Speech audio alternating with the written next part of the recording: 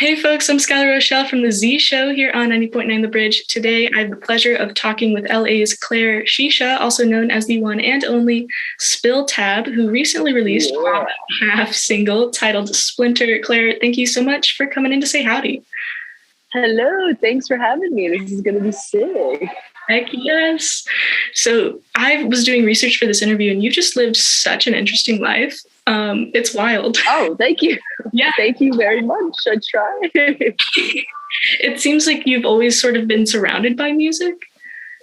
Yeah. I mean, I was honestly really lucky because my parents were both, they both worked in and around music, and my dad was like a jazz guy and my mom plays a couple instruments. So, it was nice to have it sort of emphasized like in my upbringing and stuff. So that was really nice. Yeah. Is that sort of what you've always wanted to go into?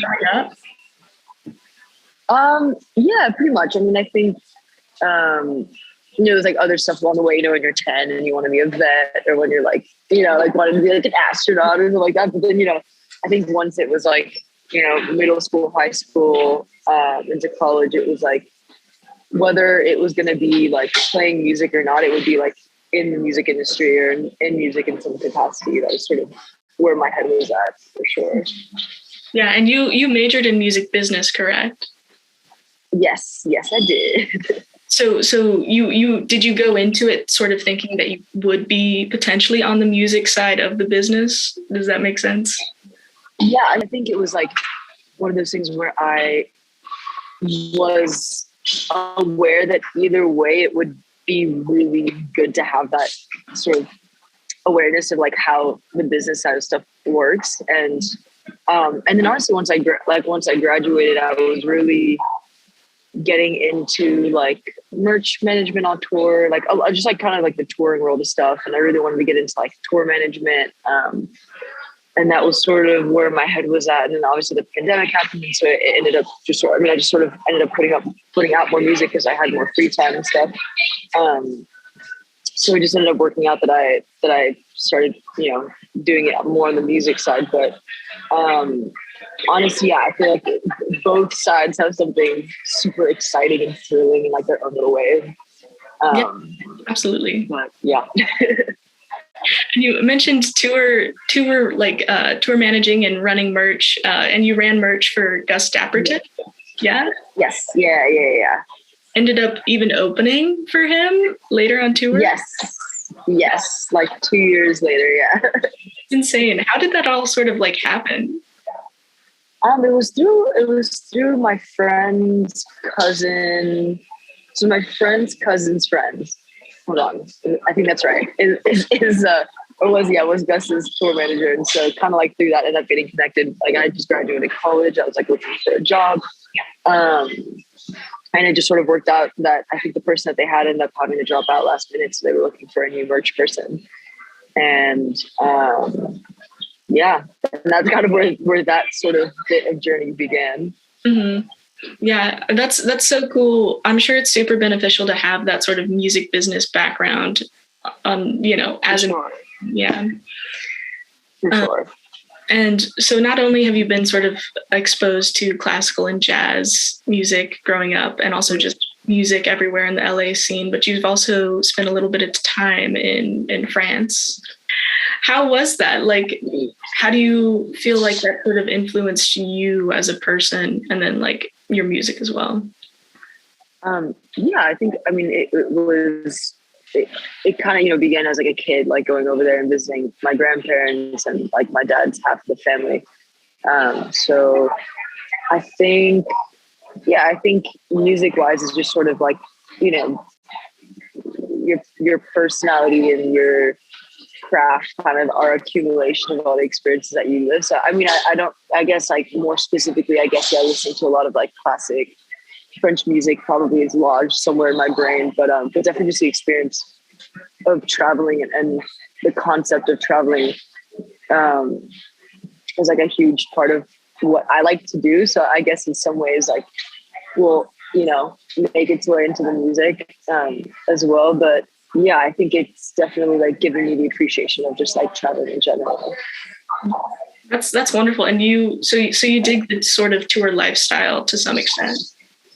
Yes, I love touring. I think I understand where some people would not like touring because it is like parts of it are pretty brutal. But I think in general, I think I've also been lucky to be able to do it with like friends and people that I feel really comfortable around and that are just really good like partners to have on tour.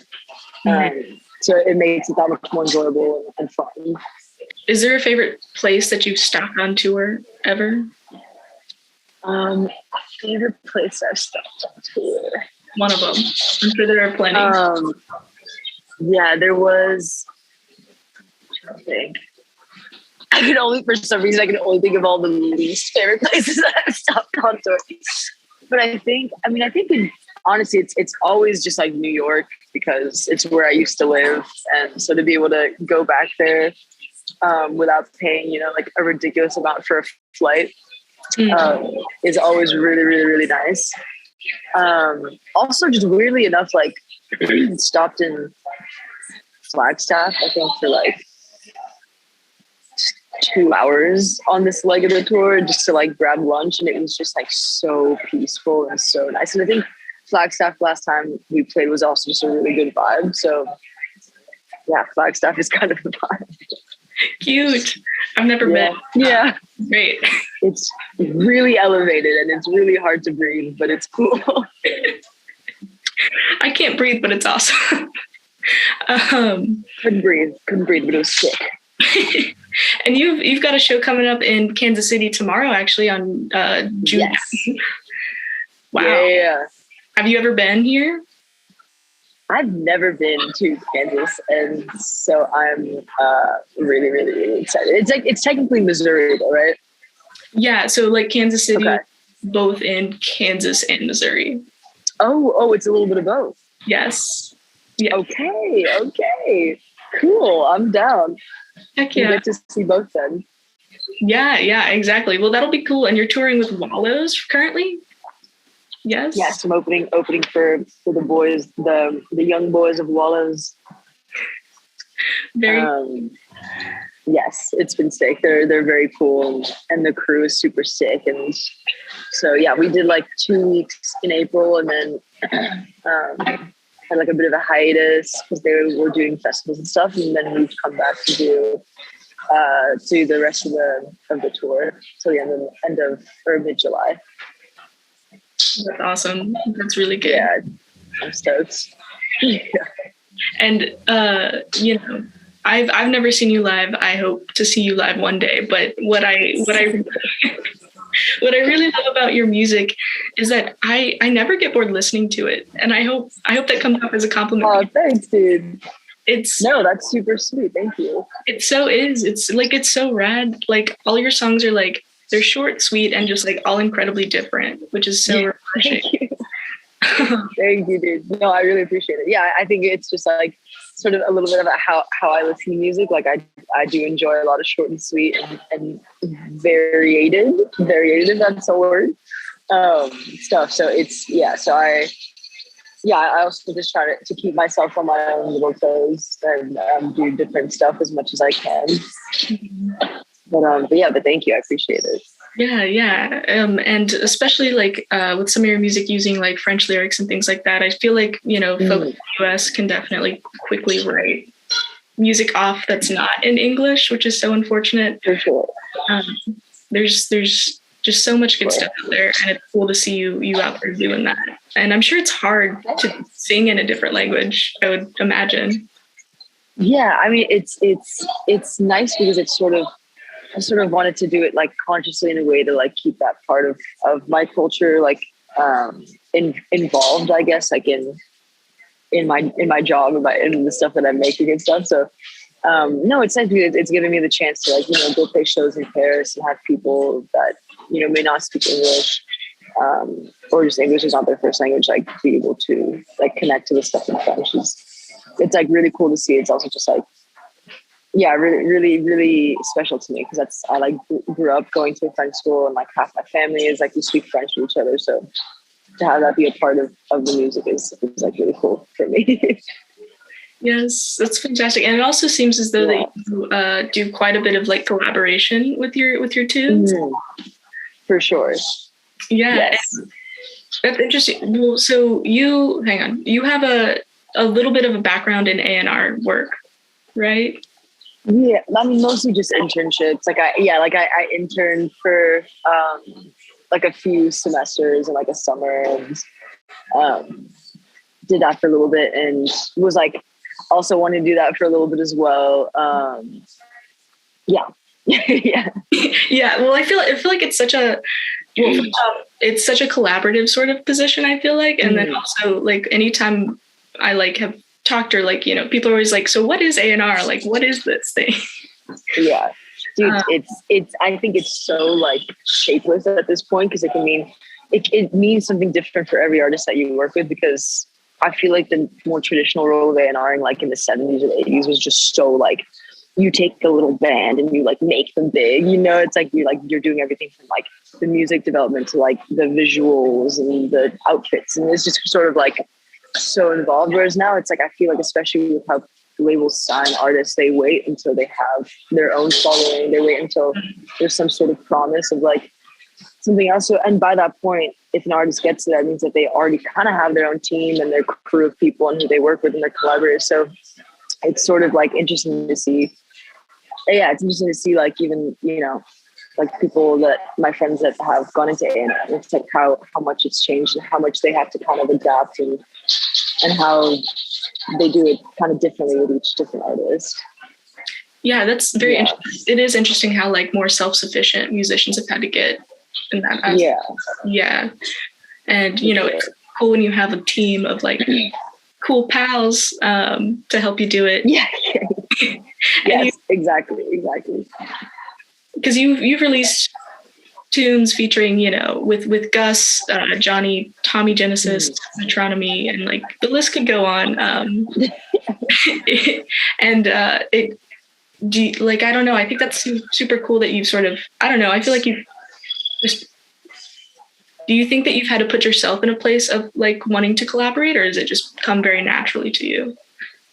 I think like last year was a lot of like, I just really wanted to do a lot of collaboration. It was like the first year of being like, signing and like being with, like really doing it as like my full-time job. So it was a lot of adjustment, but a lot of just like wanting to try new things while I was at it.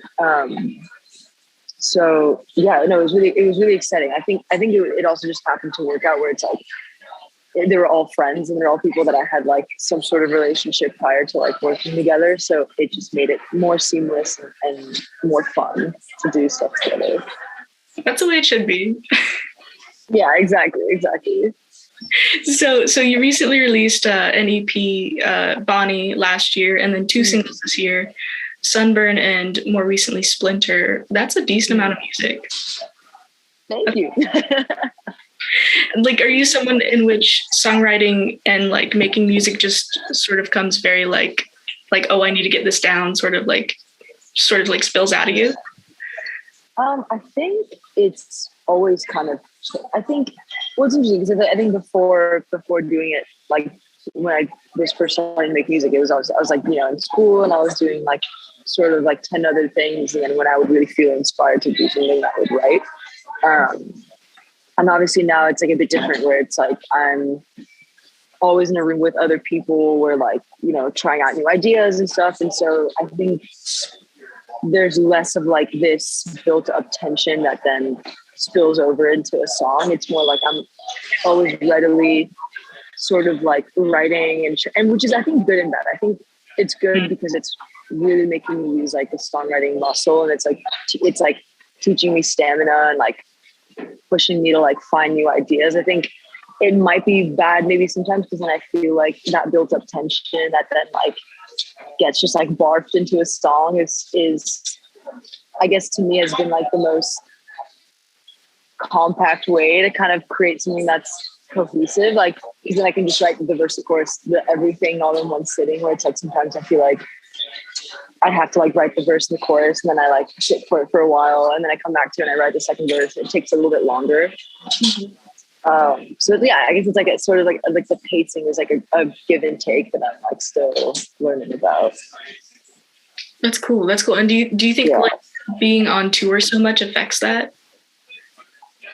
I think it affects it in a good way because it gives me a chance to take a break from like doing like, 3 to 5 sessions a week and then like doing stuff on the weekend, so it's like, it's a nice break to just like only do one thing that isn't that, and then come back to that and feel like refreshed and like not, overwhelmed or bored by the things that I've been writing about like for weeks on end, Yeah, absolutely. Yeah, I'm sure. That's nice. Yeah.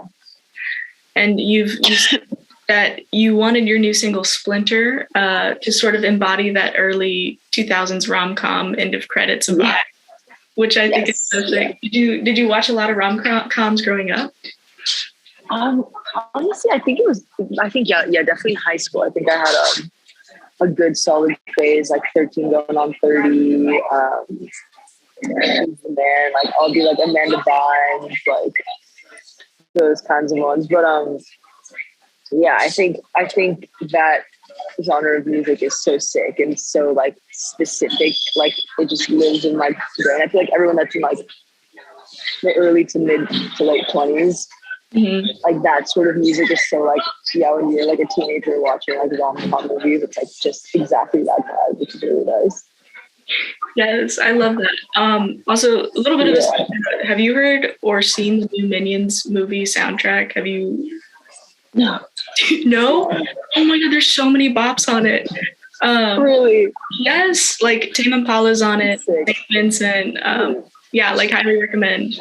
I don't think it's a rom-com, but still. Yeah. But it's sick. But it's super sick. Hell yeah, I'll check it out. Yes. Do you feel like folks have received Splinter well? Yeah, I feel like that's really nice. It was really sweet to get like a lot of like texts and DMs from people just saying that they really like the song. So yeah, I like it when my friends like the stuff that I make. I appreciate it. Yeah, it's gotta feel good. Yes, definitely. Well, thank you so much, Claire, for taking the time to talk with me about you and your wonderful tunes. Thank you. Dude, thank you for having me. It's been sick. Thanks for asking such sick questions. Anytime. I'm so pumped for folks to give Splinter a whole lot of listens. Yeah. Thank you.